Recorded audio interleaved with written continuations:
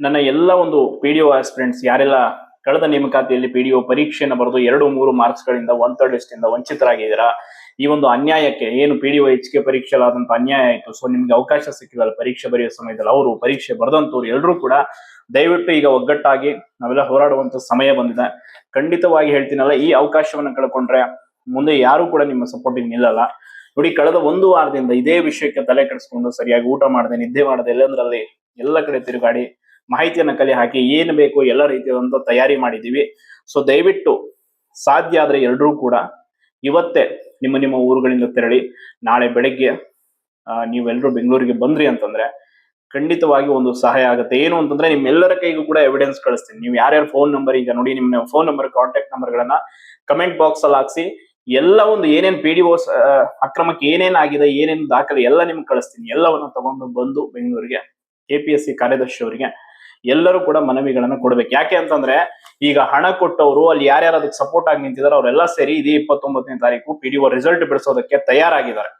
So ಅವರೆಲ್ಲ ಅನ್ಯಾಯದ ಮಾರ್ಗದಲ್ಲಿ ಇದ್ದುಕೊಂಡೇ ಅಷ್ಟು ತಮ್ಮ ಒಂದು ಕಾರ್ಯಕ್ಕಾಗಿ ಅಷ್ಟೆಲ್ಲ ಪ್ರಯತ್ನ ಮಾಡ್ತಾ ಇದ್ದಾರೆ. ಅಂದ್ರೆ ನ್ಯಾಯಯುತವಾಗಿ ನೀವೆಲ್ಲ ಅನ್ಯಾಯಕ್ಕೊಳಗಾಗಿದ್ದೀರಾ. ಸೊ ದಯವಿಟ್ಟು ನೀವೆಲ್ಲರೂ ಕೂಡ ಈಗ ಒಗ್ಗಟ್ಟಾಗ್ಬೇಕು.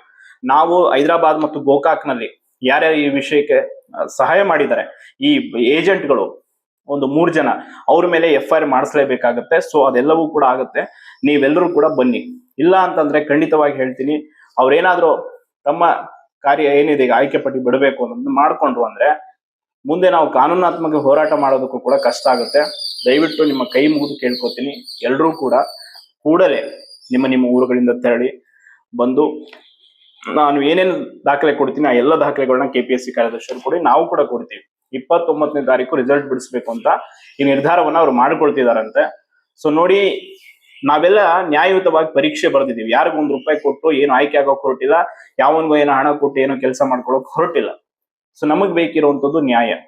2-3 ಮಾರ್ಕ್ಸ್ ತಗೊಳಕ್ ಯೋಗ್ಯತೆ ಇರೋರು BA ಎಕ್ಸಾಮ್ ಅಲ್ಲಿ PDO ಆಯ್ಕೆ ಪಟ್ಟಿಯಲ್ಲಿ ರ್ಯಾಂಕ್ ಬರ್ತಾರೆ ಅಂತಂದ್ರೆ ಕಣ್ಣಾರೆ ಅದನ್ನ ನೋಡ್ಕೊಂಡು ನಾವು ಸುಮ್ನೆ ಕೊಡ್ಬೇಕಾ? ಅಂಡ್ ಬೇರೆ ರಾಜ್ಯಕ್ಕೆ ಹೋಗಿ ರಾಜಾರೋಷವಾಗಿ ಪರೀಕ್ಷೆಯನ್ನ ಕ್ವಶನ್ ಪೇಪರ್ ತಗೊಂಡೋಗಿ ರೆಡಿ ಆಗಿ ಬಂದು ಪರೀಕ್ಷೆ ಬರೀತಾರೆ ಅಂತಂದ್ರೆ ಮತ್ತೆ ಇನ್ನೇನ್ ಹೇಳ್ಬೇಕು ಹೇಳಿ? ಇದಕ್ಕೆ ಈ ವ್ಯವಸ್ಥೆಗೆ ಇನ್ ಏನ್ ಮಾಡ್ಬೇಕು? ನಾನಂತೂ ಈ ವಿಷಯದಲ್ಲಿ ಅಕ್ಷರಶಃ ಕಂಪ್ಲೀಟ್ ಆಗಿ ಎಷ್ಟು ನೊಂದಿದ್ದೀನಿ ಅಂತಂದ್ರೆ ಮೊನ್ನೆ ರಾತ್ರಿ ನಾನು ಕಣ್ಣೀರಾಗ್ತಾ ಮಲ್ಕೊಂಡೆ. ಏನಪ್ಪ ಇಷ್ಟೆಲ್ಲ ನಾವು ಪ್ರಯತ್ನ ಪಟ್ಟು ಹಾನೆಸ್ಟ್ ಆಗಿ ಎಫರ್ಟ್ ಮಾಡಿ ಆ ಒಂದು ಆಗಿರೋ ಅನ್ಯಾಯಕ್ಕೆ ಏನೋ ಒಂದು ಮಾಡೋಣ ಅಂತಿದ್ರೆ ಯಾರೋ ಹೋಗಲ್ ರಿಸಲ್ಟ್ ಬಿಡಿ ಅಂತ ಲೆಟರ್ ತಗೊಂಡೋಗಿ ಕೊಡ್ತಾರೆ ಅಂತಂದ್ರೆ ಏನ್ ಅರ್ಥ ಇರತ್ತೆ ಹೇಳಿ? ಅದಕ್ಕೆ ನಿಜಕ್ಕೂ ಆ ವಿಷಯ ಆದ್ಮೇಲೆ ನನಗೆ ಮತ್ತಷ್ಟು ಆಕ್ರೋಶ ಹೆಚ್ಚಾಗಿದೆ. ಏನಾದ್ರೂ ಆಗ್ಲಿ, ಹೋದ್ರೆ ನಮ್ ಪ್ರಾಣ ಹೋಗ್ಲಿ ಪರವಾಗಿಲ್ಲ, ಈ PDO ಪರೀಕ್ಷೆಲಾದಂತ ಅನ್ಯಾಯಕ್ಕೆ ನ್ಯಾಯ ಸಿಗಲಿ. ಅಲ್ಲಿ ಒಬ್ಬೊಬ್ಬರ ಪರಿಸ್ಥಿತಿಗಳನ್ನ ನೋಡಿದ್ರೆ ಕಣ್ಣೀರ್ ಹಾಕೊಂಡ್ ಕೂತಿದ್ರೆ 2-3 ಮಾರ್ಕ್ಸ್ ಇಂದ ಏನೂ ಬರದೇ ಇರೋನೊಬ್ನು ಹೋಗಲ್ಲಿ ಪಂಚಾಯತ್ ಡೆವಲಪ್ ಆಫೀಸರ್ ಆಗಿ ಏನ್ ಡೆವಲಪ್ ಮಾಡ್ತಾನೆ ಹೇಳಿ? ಅವನು ಆ CTA ಕೂಡ ಹಿಂಗೆ ಮಾಡಿ ಮುಚ್ಚ ಹಾಕ್ಬಿಟ್ರಲ್ಲ. ಈಗ ಅಗೇನ್ ಇದು ಕೂಡ ಹಂಗೆ ಆಗುತ್ತೆ. ನಮ್ ಕಣ್ಣು ಮುಂದೆ ನಾವೇ ಅನ್ಯಾಯವನ್ನ ನೋಡಿದ್ರು ಕೂಡ ಏನು ಮಾಡಕ್ಕಾಗಿಲ್ಲ ಅಂತಂದ್ರೆ ಅದು ಎಂತ ಪರಿಸ್ಥಿತಿ ಹೇಳಿ? ಸೊ ದಯವಿಟ್ಟು ಎಲ್ರು ಕೂಡ ಈ ಕೂಡಲೇ ನಿಮ್ಮ ನಿಮ್ಮ ಊರುಗಳಿಂದ ಹೊರಡಿ ಇದಕ್ಕೊಂದು ಗತಿ ಕಾಣಿಸ್ಲೇಬೇಕು. ನಾವು ಇದಕ್ಕೊಂದು ಅಂತ್ಯವನ್ನ ಹಾಡಲೇಬೇಕು. ಇಲ್ಲ ಅಂತಂದ್ರೆ ಯಾವುದೇ ಕಾರಣಕ್ಕೂ ಮುಂದೆ ಏನೇ ಅಕ್ರಮ ಆದ್ರೂ ನಾವು ಯಾರೋ ಧ್ವನಿ ಎತ್ತೋಕ್ಕಾಗಲ್ಲ. ಸೊ ಅರ್ಥ ಮಾಡ್ಕೊಳ್ಳಿ. ಕೈಯಲ್ಲಿ ಇಷ್ಟೆಲ್ಲ ಸಾಕ್ಷಿ ಇದೆ, ಯಾರ್ಯಾರು ಹೋಗಿದ್ರು, ಅಷ್ಟು ಜನ ರಿಜಿಸ್ಟರ್ ನಂಬರ್ ಇದೆ, ಏನೇನ್ ಆಗಿತ್ತು ಅವ್ರು ಈ ಹಿಂದಿನ ಪರೀಕ್ಷೆಗಳಲ್ಲಿ ತೆಗೆದುಕೊಂಡ ಗರಂದಾರಿ ಮಾಡಿದ ಕೆಲಸಗಳು ಎಲ್ಲವೂ ಕೈಯಲ್ಲಿದೆ. ಆ ಏಜೆಂಟ್ಗಳು ಹೈದರಾಬಾದ್ಗೆ ಹೋಗಿ ಬೇರೆ ರಾಜ್ಯಕ್ಕೆ ಕರ್ಕೊಂಡು ಹೋಗಿ ಡೂಪ್ಲಿಕೇಟ್ ಸಿಮ್ಗಳು ತಗೊಂಡು ಬೇರೆಯವ್ರ ರಿಜಿಸ್ಟ್ರೇಷನ್ ಮಾಡಿಸ್ಕೊಂಡು ಆ ಸಿಮ್ ಇಂದ ಬಳಸಿ ಏನೇನೆಲ್ಲ ಮಾಡಿದ್ದಾರೆ. ಸರಿ ಸುಮಾರು 150 ಕೋಟಿ ಹಗರಣ ಅಂತ ಹೇಳ್ತೀವಿ PDO ಅಂಡ್ HK ಸೇರಿ. ಇಷ್ಟು ಓಪನ್ ಆಗಿ ಅಕ್ರಮ ಮಾಡ್ತಾ ಇದ್ರು ನಾವು ಅದಕ್ಕೆ ಏನೂ ಮಾಡಕ್ ಆಗ್ತಾ ಇಲ್ಲ ಅಂತಂದ್ರೆ ನಿಜಕ್ಕೂ ಹೇಳ್ತೀನಲ್ಲ, ನೀವೆಲ್ಲ ಸುಮ್ಮನೆ ಹಿಂಗೆ ಕೂತ್ಕೊಂಡ್ರೆ ಇನ್ನಷ್ಟು ಅಕ್ರಮಗಳು ನಡೆದೇ ಹೋಗುತ್ತೆ. ಸೊ ದಯವಿಟ್ಟು ಎಲ್ಲರೂ ಬನ್ನಿ.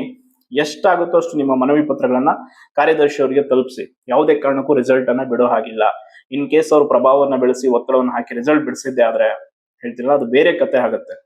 ಯಾರ್ಯಾರು ಈ ರಿಸಲ್ಟ್ ಬಿಡಿಸೋದಕ್ಕೆ ಸಹಾಯ ಮಾಡಿದ್ದಾರೆ ಅವರೆಲ್ಲರ ಕಚೇರಿ ಮುಂದೆ ಎಲ್ಲ ವಿದ್ಯಾರ್ಥಿಗಳನ್ನ ತಂದು ಕೂರಿಸಿ ಧರಣಿ ಮಾಡಿಸ್ತೀವಿ. ಇದಂತೂ 100ಕ್ಕೆ 100 ಸತ್ಯ. ಯಾಕೆ ಅಂತಂದ್ರೆ ನಮಗೆ ಬೇಕಿರುವಂತದ್ದು ನ್ಯಾಯ. ಆ ನ್ಯಾಯದ ಪರವಾಗಿ ನಾವೆಲ್ಲ ನಿಂತ್ಕೊಳ್ಬೇಕಿದೆ. ಸೊ ಈ ವಿಷಯದಲ್ಲಂತೂ ನಮ್ಮ ಬದ್ಧತೆ ಕಡಾಖಂಡಿತವಾಗಿ ನ್ಯಾಯದ ಪರ ಇರಲೇಬೇಕು. ಸೊ ಅದಕ್ಕೆ ನೋಡಿ, ನಿಮ್ಗೆ ಎಲ್ಲಾ ಎವಿಡೆನ್ಸ್ ಕೊಡ್ತೀನಿ. ನಿಮ್ ನಂಬರ್ಗಳನ್ನ ಕಮೆಂಟ್ ಬಾಕ್ಸ್ ಅಲ್ಲಿ ಹಾಕಿ ಅಥವಾ ನನ್ನ ನಂಬರನ್ನ ಹಾಕ್ತೀನಿ, ವಾಟ್ಸಪ್ ಮಾಡಿ ಎಲ್ಲವನ್ನು ಕಳಿಸ್ಕೊಡ್ತೀನಿ. ಎಲ್ರೂ ಬನ್ನಿ. ದಯವಿಟ್ಟು ಇದೊಂದು ಹೆಜ್ಜೆ ನ್ಯಾಯಕ್ಕಾಗಿ ಮುಂದೆ ಇಡಿ, ಒಳ್ಳೇದಾಗತ್ತೆ. ಧನ್ಯವಾದಗಳು.